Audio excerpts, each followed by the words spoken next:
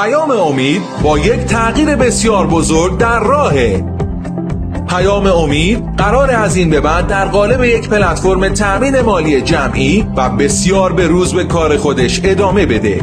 تأثیرگذارترین پروژه های کمک رسانی توسط یک تیم کاملا حرفه‌ای شناسایی شده و بعد از جمع‌آوری کمک برای هر پروژه به صورت مشخص توسط حامیان، پروژه ها به بهترین نحو انجام میشن و نظارت کاملی روی همه اونها صورت میگیره.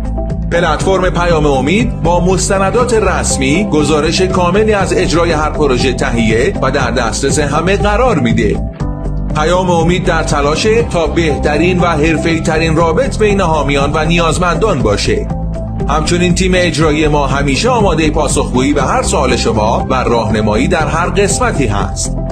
شما میتونید از طریق وبسایت پیامامید.org به ما بپیوندید.